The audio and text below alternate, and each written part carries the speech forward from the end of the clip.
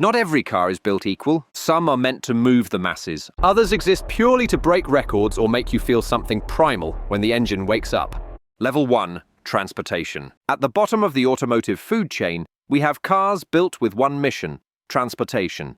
Think Toyota Corolla, Honda Civic LX, Nissan Versa, Kia Rio, or Hyundai Elantra. They're efficient, predictable, and relentlessly average. Everything here is tuned for cost and comfort, not engagement. You get tiny engines, often under 2 litres, CVT transmissions that prioritize fuel economy over feel, and suspension so soft it could be made of memory foam. You won't remember what these cars sound like, you won't care how they corner, but you will appreciate one thing: they work every time. They're built to start, drive, and survive with minimal maintenance. Appliances on wheels. The kind of car your parents buy you in college or the one Uber drivers depend on. Emotionless? Absolutely. But they represent the foundation of the automotive world. Practical, efficient, and boring enough to make everything above them feel alive. Level 2. Entry Enthusiast. This is where driving starts to mean something. Level 2 cars still have to function day to day, but they add personality, balance, and feedback. We're talking Golf GTI, Hyundai Elantra N, Honda Civic SI, Toyota GR86, Ford Fiesta ST. Lightweight chassis, responsive steering, manual options, and suspension tuned for twisty roads instead of traffic jams. These cars don't need crazy horsepower. 180 to 250 horsepower feels alive when the car weighs 2,800 pounds and every input connects directly to your hands and feet. They remind you that driving isn't just transportation, it's communication. You feel the tyres bite, the gearbox slot, the weight transfer mid-corner. It's the level where you start to get it, where car culture grabs you and never lets go. Level 3. The performance stage. This is where the hobby turns serious. Level 3 cars are the sweet spot between livability and lunacy, machines built by engineers who understand that performance isn't just horsepower, it's balance. These cars combine practicality with adrenaline.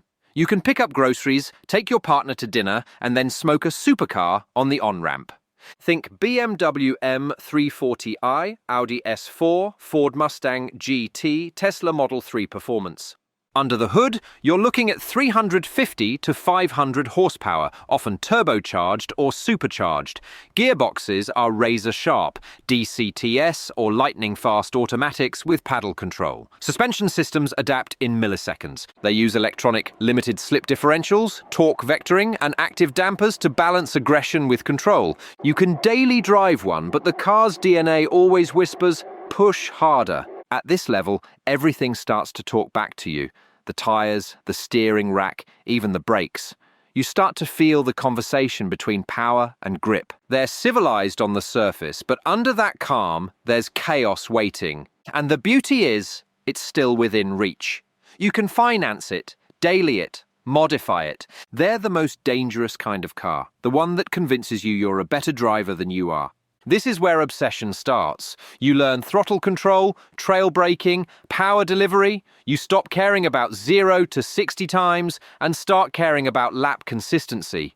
You start knowing exactly how your car feels at its limits and how it feels when it steps over them. Performance-level cars are the turning point. They make you realize driving isn't just movement, it's a craft. Level 4. The track weapon. Now we're entering the danger zone. Cars engineered to erase corners and test courage.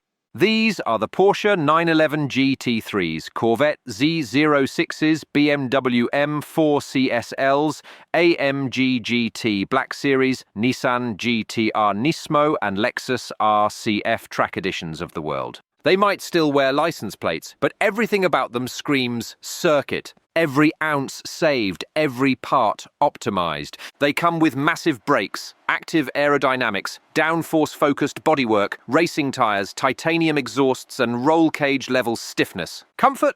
Optional. Noise insulation? Deleted. Steering feedback? Weaponized? A good track weapon teaches you humility. It doesn't flatter, it exposes. It shows exactly how much grip, confidence, and bravery you really have. They're brutal, beautiful, and mechanically honest. And when you nail that perfect apex in one, there's nothing else like it.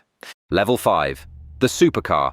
Supercars are emotion on 4 wheels. They're not built just to go fast. They're built to make you feel fast, even standing still. Think Ferrari 296 GTB, McLaren 720S, Lamborghini Huracan STO, Aston Martin DBS, Acura NSX, Audi R8. Power 600 to 800 horsepower. Layout mid-engine, rear-drive, carbon-intensive. Sound thunder mixed with rage. Supercars are about theatre. Low-slung silhouettes, butterfly doors, exposed carbon, and cockpits that make you feel like a pilot, not a driver. They mix technology and passion, active aerodynamics that shape airflow like a fighter jet, dual-clutch transmissions that shift faster than thought, launch control systems that turn asphalt into vapor. They're faster than most people can handle and more expressive than any daily driver. But what truly defines them is emotion. They want to be seen, heard, and remembered. Level 6, the Hypercar. If supercars are theatre, hypercars are science fiction. They're built to break the boundaries of technology and human control. Think Bugatti Chiron Supersport, Koenigsegg Jesko, Rimac Nevera, McLaren Speedtail, Ferrari SF90 Stradale, Pagani Huayra RE Power, 1,000 to 1,900 horsepower. Top speeds, 250 plus miles per hour. Price, often $2 to $5 million, if you're even offered one. Hypercars use carbon monocokes, hybrid powertrains, active suspension, and computer-controlled aero that literally change shape at speed. They're not just fast, they're intelligent. The Jesko's transmission can skip from 7th to 3rd, instantly using multiple clutches. The Nevera's software can adjust torque to each wheel 100 times per second. They don't just rewrite performance, they redefine physics. At this level, driving becomes something else entirely, a mixture of technology, wealth, and fear. Because when a car accelerates from 0 to 60 in under 2 seconds, you don't drive it. You hang on. Level 7, the collector's realm. At the top of the ladder, performance stops being the goal. Because here, you've already won. This is the level where cars turn into time machines. The Ferrari 250 GTO, McLaren F1, Mercedes 300 SLR Uhlenhaut Coupe, Aston Martin DB4 GT Zagato, Bugatti Type 57 Atlantic, Porsche 917, Jaguar D-Type, and other untouchables. These machines are rolling pieces of history, crafted in limited numbers by hand, often representing milestones in design, racing, or innovation. A Ferrari 250 GTO isn't valuable because it's fast. It's valuable because only 36 exist, each tied to an era when men raced barefaced, and victory or death were the only two outcomes. The McLaren F1 is worshipped because it represented the absolute peak of analog engineering. No computers, no turbos, just a naturally aspirated BMW V12 screaming past 8,000 RPM inside a car that weighed less than a hatchback. At this level, the price tag becomes irrelevant. You're not buying horsepower, you're buying heritage, a connection to the people who shaped the automotive world. Collectors don't own these cars, they steward them. Each one has a backstory: who designed it, who raced it, who crashed it, who rebuilt it. Some of these cars don't even get driven anymore. They live in climate-controlled vaults, insured for tens of millions, sometimes traded quietly between billionaires like art pieces. But make no mistake, their presence still commands reverence. When you stand next to a McLaren F1 or a Ferrari 250 GTO, you can feel the energy, not from the car itself, but from what it represents.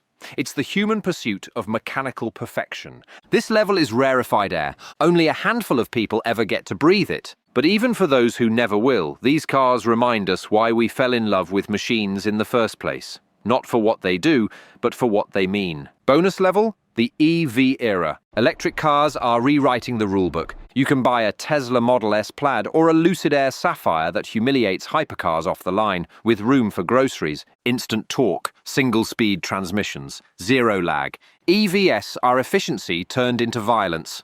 But they also blur identity. They've killed the manual, silenced the soundtrack, and replaced mechanical drama with digital precision. Some call it progress, others call it sterilization. The truth, it's both. EVs are creating a new frontier, one where speed is easy, but soul is hard to find. And the day an electric car makes you feel the way a V12 does, that's when we'll enter level 8. From economy cars to carbon fiber dreams, every level of car represents a mindset. from practicality to perfection. It's not about price, it's about purpose. Every driver fits somewhere on that ladder. Some climb for power, some climb for art, and a few, they just want the fastest lane, no matter the cost. And if you want to see how one single Ford part became the backbone of GM's fastest builds, go watch GM's secret weapon built by Ford, the 9-inch rear end explained in detail.